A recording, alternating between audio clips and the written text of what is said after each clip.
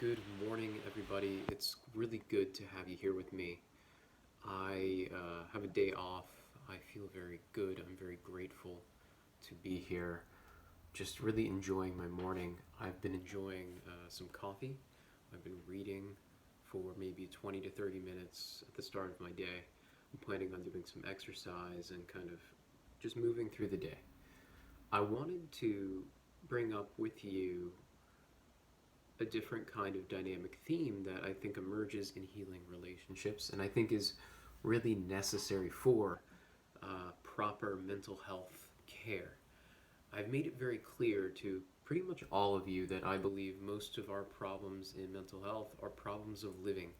They are problems of culture, and they arise out of broken systems of culture, broken and stressful psychosocial systems, as well as an inability for individuals really to maintain a sense of self safely in the world, to have healthy emotional boundaries, and yet be able to engage spontaneously in joyful psychological engagement, primarily through relating to one another.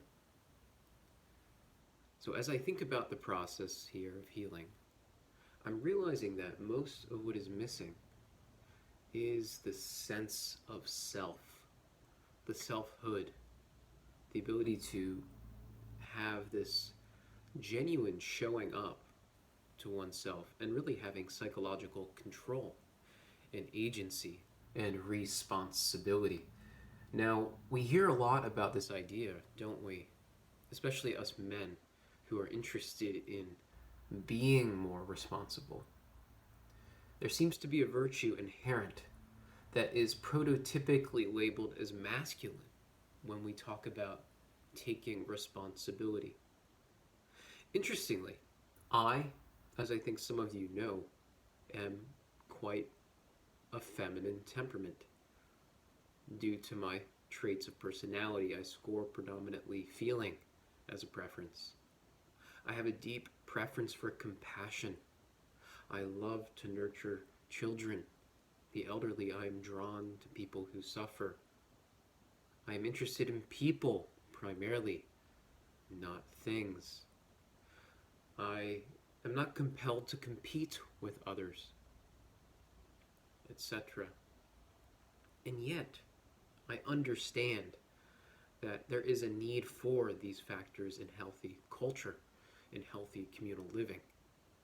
There is a proper context for all personality traits. And I think that the proper context only makes sense within a healthy community.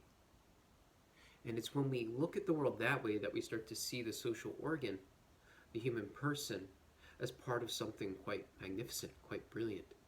And it excites me immensely. So back to healing. The idea is, if you come to, for example, me with a problem, say I'm your psychiatric doc, I'm your psychotherapist, and we're talking, we're engaging in this process here. I think of my role as one to help the other person to really take greater responsibility for their own selfhood. And Karen Horney brings this up, and I think it's a proper way of looking at this.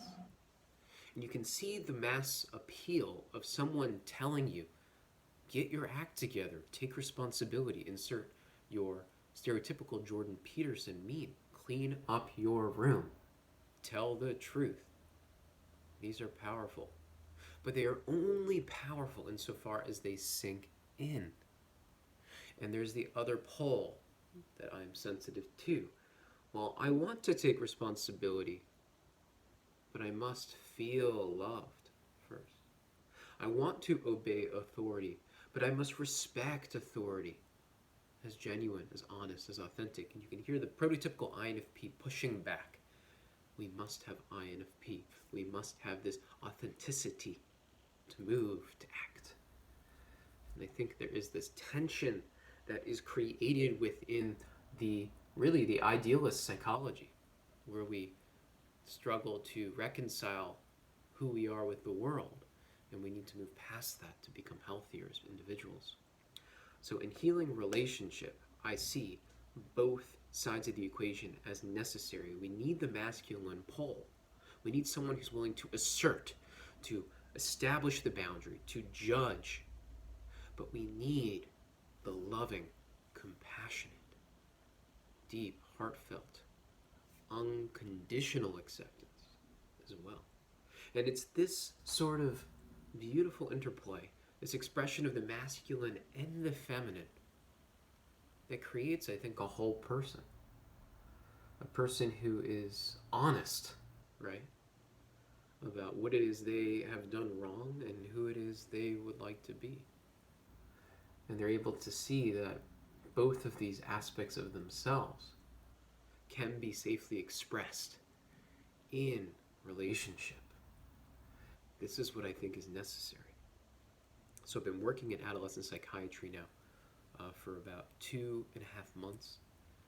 I love it. It's very meaningful to me. But I am desperately striving to meet my goal. I want to become a psychiatric NP who predominantly does psychotherapy. I want to encourage people to look at non-pharmaceutical interventions because the evidence is on our side as lifestyle-based practitioners. And I can go on and on about that, and we'll save that for another video, okay? So take good care of yourself, and I would love to have you for a new video in the future. If you liked what I said, let me know. I'd love to hear from you. You can like the video, you can subscribe, and please comment. Tell me how you are feeling, what you are thinking. I am wanting to have a cultural influence. I want to build a culture, especially in my YouTube space. So within our spheres of influence, that is maybe this YouTube channel, I want to encourage you to express the dynamics that are in your life and to take responsibility as well. Take care, you guys. Bye-bye.